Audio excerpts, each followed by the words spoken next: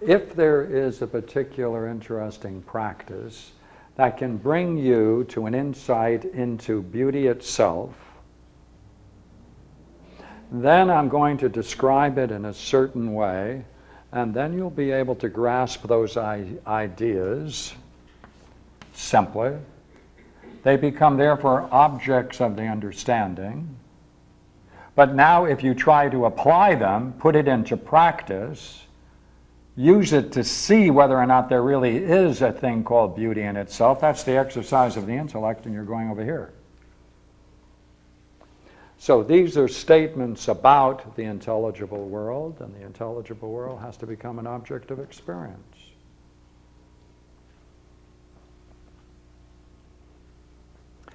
Remember I said the two things interesting. Here's the second thing. That means not only are these different cognitive functions, but if you want to understand this, you have to go to its higher. If you want to understand this as a whole, you have to go to its higher.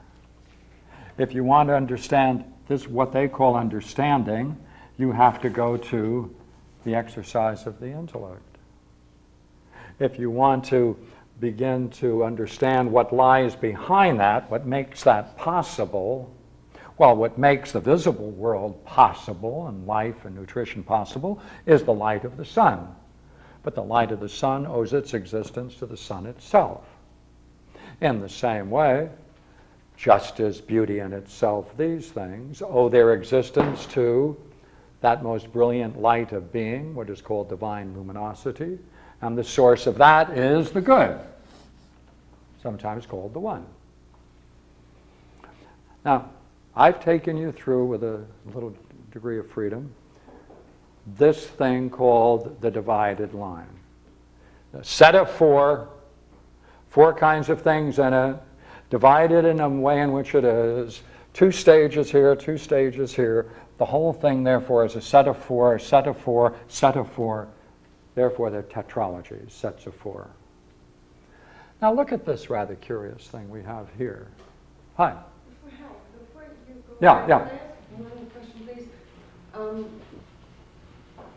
In number E, where you have beauty and justice, In itself. it's like they're raw commodities or absolutes or generics, yes?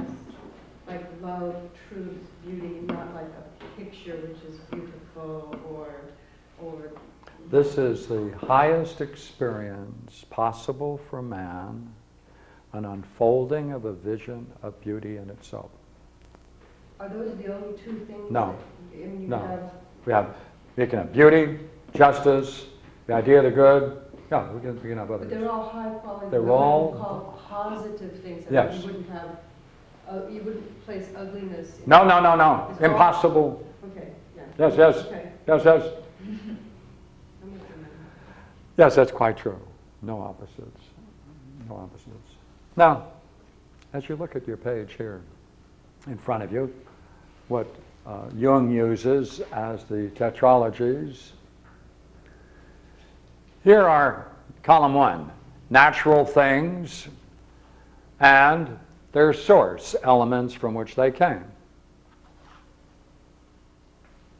Same as this.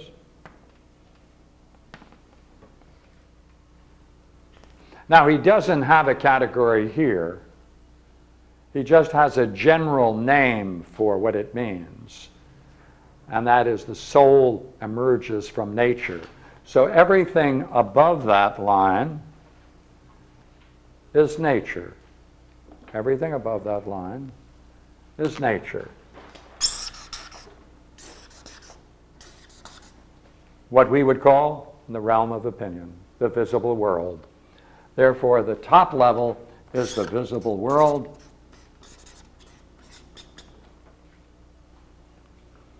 Now, that visible world is made up of a composite nature. You can separate it into categories. It's based upon sense perception. And you can see, therefore, in sense perception, that the source, you have to get to the moment of perception, what is called apperception. That's a discriminating function within the world of visible things.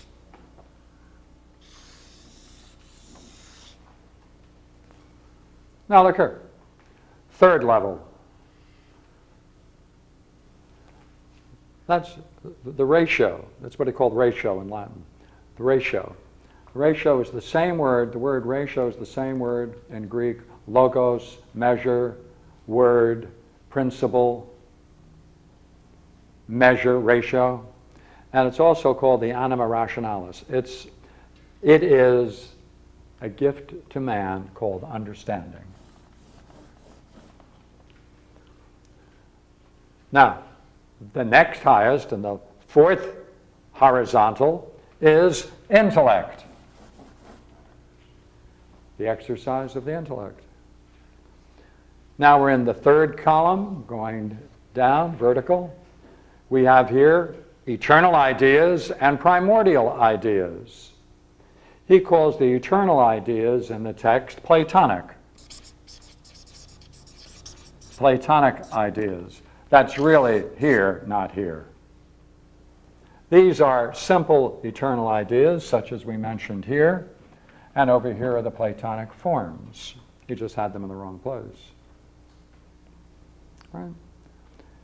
Here, as I say, he doesn't have a category. He doesn't explain this category on page 250. He just states it as the exaltatio anima. The emphasis is on the exaltation of the soul. He has a footnote at 50. Right? The anima is separated from its body. Right? It is the body's essential quality or soul, whose material nature has to be transformed into something higher. Well,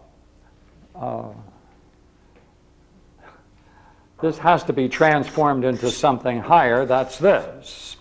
But he doesn't tell us what it is. It's nice to know that it can be transformed into something higher, but he doesn't tell us what it is that has to be transformed into something higher. That's a missing piece in his system. But in looking at it in the Platonic world, that's understanding. It has to be transformed into the highest vision, which is the clear light, the highest lucidity possible for the intellect. Now, does it appear to you that there is something curious going on here? The Platonic tritologies that he represents in your text, he doesn't go to Plato to explain. He goes to alchemy. And then he goes into Hermetic philosophy. He doesn't go to Plato. He never does. Carl Jung always avoids going into Plato. You can go and get the volume in the library on the index to Carl Jung. It's a nice thick volume. And you can look up the name Plato, and you can check all the references, and there's quite a few. But none of the references explore the thought of Plato. He mentions them in a variety of ways, but not any specific content. He does not, I dare say, he won't deal with Plato, not unlike other thinkers in Europe. They want to keep away from the spiritual side of Plato. They'll play the game in alchemy, they'll play the game in psychology, but they won't do it in philosophy. So therefore, I thought I would like to show you that we can easily relate all of the things he says psychologically and relate it clearly to the whole Platonic tradition as central notions. Now, in the papers I gave you, you'll find evidence of this, but I'm just going to walk through these lists, this list I have here, and then I'm going into the text and I'll just quote page after page as support for it later. The first point he wants to make, and it's a good one, it's that you cannot